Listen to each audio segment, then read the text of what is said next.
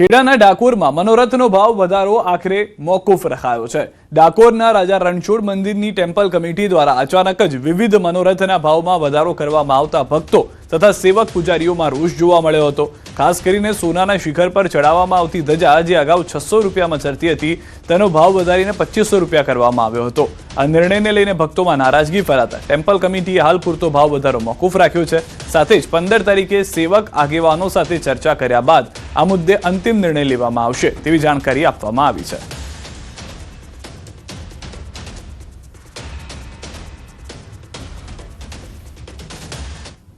ગરમીને લઈને હવામાન નિષ્ણાંત અંબાલાલ પટેલની આગાહી। રાજ્યમાં ઉત્તર પશ્ચિમના પવનોના કારણે વધશે ગરમી। 12 તારીખ સુધીમાં ગરમીનો પારો ઊંચકાશે। મધ્ય ગુજરાતના ભાગોમાં મહત્તમ ગરમી પડશે। વડોદરા, આણંદ, ખેડા સહિતના જિલ્લાઓમાં આકરી ગરમી પડશે। 44 થી 45 ડિગ્રી સુધી પહોંચી જશે ગરમીનો પારો। હવે ધીરે ધીરે ગરમી વધવાની શક્યતા રહેશે। લગભગ ઉત્તર પશ્ચિમના પવનો ફૂંકાશે અને ઉત્તર પશ્ચિમના પવનોના કારણે હવે તારીખ 12મી તારીખ સુધીમાં ગરમી વધવાની શક્યતા રહેશે। જેમાં મધ્ય ગુજરાતના ભાગો વડોદરા, આણંદ, ખેડા વગેરે ભાગોમાં આકરી ગરમી પડશે।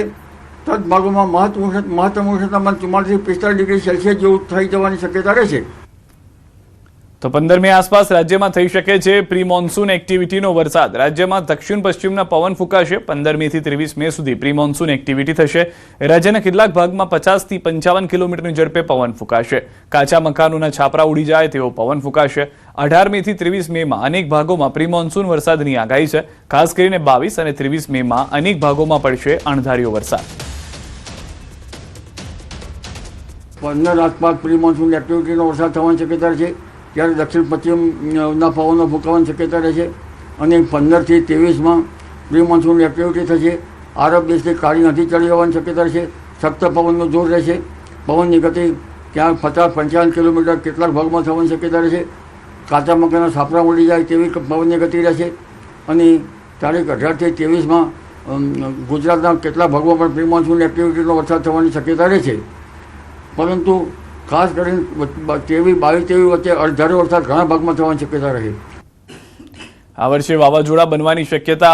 11 મે થી બંગાળ ઉપસાગરમાં થશે હલચલ। 23 મે સુધીમાં બંગાળના ઉપસાગરમાં ચક્રવાત બની શકે। મેના અંતમાં અરબ સાગરમાં પણ થશે હલચલ। મેના અંતથી જૂનની શરૂઆતમાં અરબ સાગરમાં ચક્રવાત બનશે।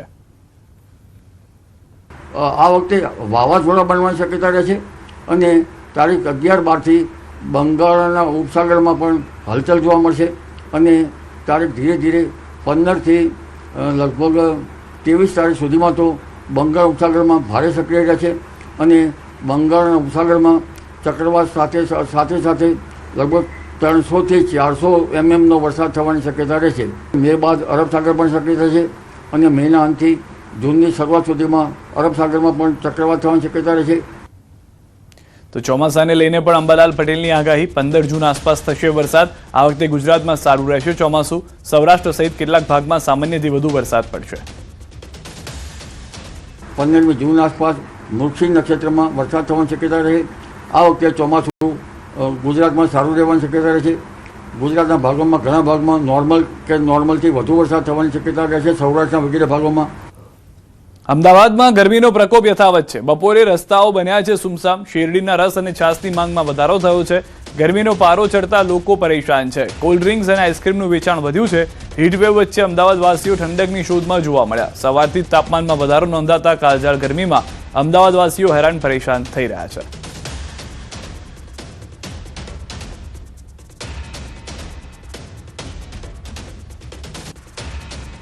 અમદાવાદમાં દિવસે ગરમીનો પારો વધતો જઈ રહ્યો છે। એવામાં ભર બપોરે લોકો છે ઠંડા પીણાનો સહારો લઈ રહ્યા છે। આપ શેરડીના રસ પીતા લોકોને જોઈ રહ્યા છો। ખાસ કરીને અહીં મોટી સંખ્યાની અંદર લોકો છે જ્યારે રસ પીવા આવતા હોય તેમની સાથે પણ વાતચીત કરવાનો એક પ્રયત્ન કરીશું।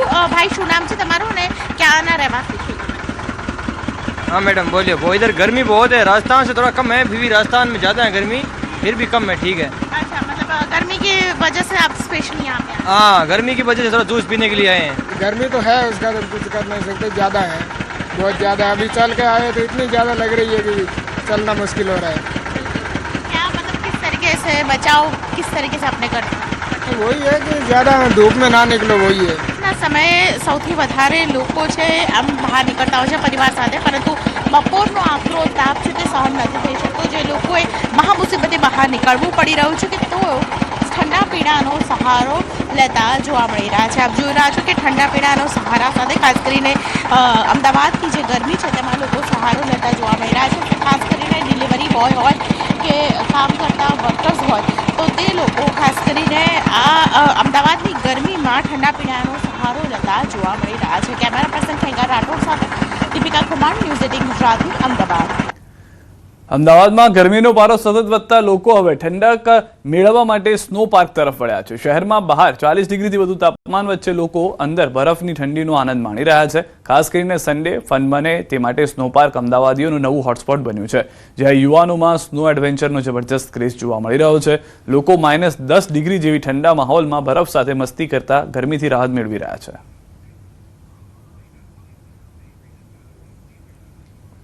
અમદાવાદના સ્વિટ્ઝરલેન્ડમાં, જી હા, અમદાવાદના વૈષ્ણોદેવી વિસ્તારમાં આવેલા ફનટાસ્ટમાં સ્નો પાર્કમાં આપ જોઈ રહ્યા છો મોટી સંખ્યાની અંદર લોકો છે મજા કરતા જોવા મળી રહ્યા છે. રવિવારનો દિવસ છે અને આજે સૌથી વધારે ધસારો જોવા મળી રહ્યો છે. એક તરફ અમદાવાદની ગરમી છે 40 થી 45 ડિગ્રી જેટલી જોવા મળી રહી છે અને બીજી તરફ અહીં અમદાવાદીઓ છે તેઓ સ્નો પાર્કમાં મજા માણતા જોવા મળી રહ્યા છે. લોકો સાથે પણ વાતચીત કરવાનો પ્રયત્ન કરીશું. કેવો રહ્યો આજનો દિવસ? ખૂબ મજા આવી ગઈ. આજનો દિવસ ફૂલ એન્જોય થઈ ગયો. આજે અહીંયા બહુ મજા આવે છે. बर्फ बहू रम्या, बता फैमिली साथ बहुत मजा आई है. हमें पूरी फैमिली के साथ आए और बहुत अच्छा लग रहा है. अच्छी से एंजॉय किया है. बाहर तो बहुत धूप है, उसके तरीके से अंदर बहुत अच्छा लगता है. बहुत ठंडा है. બિલકુલ. તો જાણે કે અમદાવાદમાં સ્વિટ્ઝરલેન્ડમાં આવ્યા હોય તેવો અનુભવ છે. અહીંયા લોકો કરી રહ્યા છે, સ્લાઇડિંગ કરી રહ્યા છે અને મોજ મજા કરતા જોવા મળી રહ્યા છે. આખિર કેમ ના હોય, અમદાવાદમાં જે પ્રકારની ગરમી છે તેના કારણે લોકો કંટાળી ગયા છે અને સ્નો પાર્ક એવી જગ્યા છે કે અહીં મજા કરતા જોવા મળી રહેલા લોકો છે ખાસ કરીને બરફમાં એન્જોય કરી રહ્યા છે, ડાન્સ કરી રહ્યા છે અને સાથે જ આજનો રવિવાર છે તેને મનાવી રહ્યા છે. ગરમીના દિવસોની અંદર પારો દિવસે દિવસે વધી રહ્યો છે, પરંતુ અમદાવાદીઓ છે તેનો ઓપ્શન છે તે શોધી કાઢ્યો છે. કેમેરામેન ખેંગા રાઠોડ સાથે દીપિકા કુમારની સિટી ગુજરાતી, અમદાવાદ.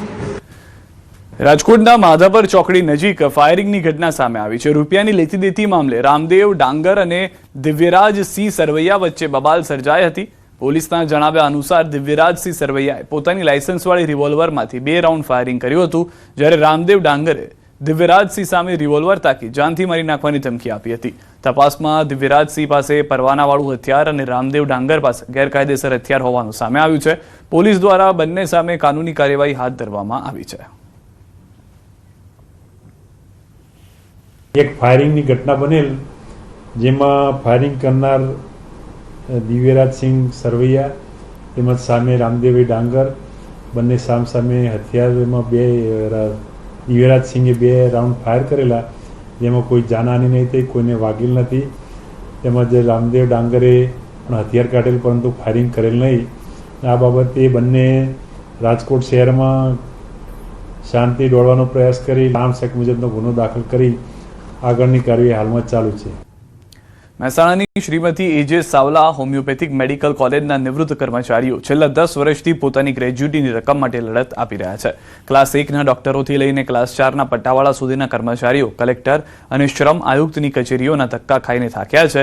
મોંઘવારીના જમાનામાં માત્ર 2,500 રૂપિયાના લઘુત્તમ પેન્શનમાં ઘર ચલાવવું કે વૃદ્ધાવસ્થાની દવા કરવી, આ પ્રશ્ન વય નિવૃત્ત કર્મચારીઓને સતાવી રહ્યો છે. આ આખો મામલો સરકાર અને સંસ્થા વચ્ચેના કચગરામાં અટવાયો છે. કોલેજ પ્રશાસનનું કહેવું છે કે 1986થી કર્મચારીઓ સરકારની સીધી પગાર યોજના હેઠળ હતા, તેથી ગ્રેજ્યુટીની જવાબદારી સરકારની છે. આ મામલે હાઈકોર્ટમાં પણ રજૂઆત કરવામાં આવી છે. હાલમાં 30 પૈકી 8 કર્મચારીઓએ શ્રમ આયુક્તમાં કેસ દાખલ કર્યો છે. માત્ર 2 તબીબો જ કાયદાકીય લડત આપીને પોતાના નાણાં મેળવી શક્યા છે, જ્યારે બાકીના કર્મચારીઓ કચેરીના ધક્કા ખાવા મજબૂર બન્યા છે.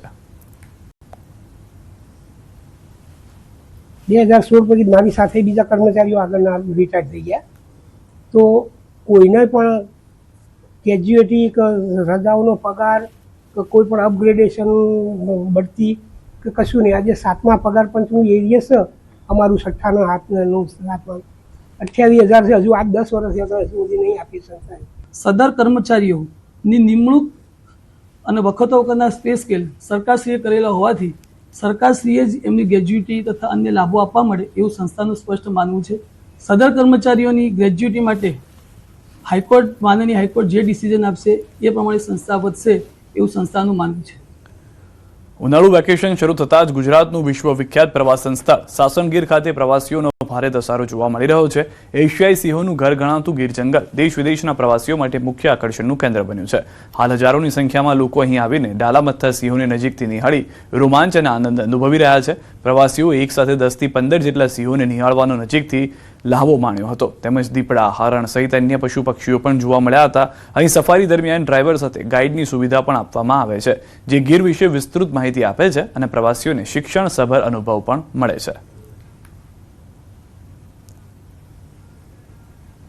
हमने 19 शेर देखे, उसमें एक बब्बर शेर भी था, एक लाइव लाइनेस हमारे बाजू में से गई है और हम यहाँ पे आज जो हमारे गुजरात के फॉरेस्ट मिनिस्टर है उनसे भी मिले.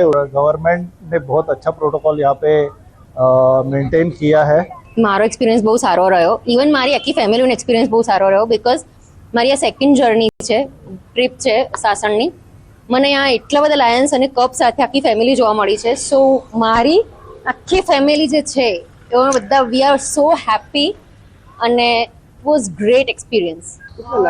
हमने 4-5 लायंस देखे. वैसे तो लायंस काफ़ी है गिर में, 800-900 लायंस है, पर हमने फिलहाल 4 ही देखे और सनसेट के टाइम देखा. बहुत मज़ा आया हमको. લગભગ અમે 12 સિંહ અને બચ્ચા સાથે જોયા, એક લેપર્ડ જોયો અને ઘણી સરસ સફારી રહી અને ખૂબ આનંદ આવ્યો. એ સફારીનો આખો રૂટ છે, એ રૂટ ખૂબ સારી રીતે મેન્ટેન કરેલો છે, જેથી ટુરિસ્ટને પણ કમ્ફર્ટ આવે. ને રસ્તામાં જે ટુરિસ્ટ હતા એ રાજ્યના હતા, રાજ્ય બહારના હતા, એ બધાને પણ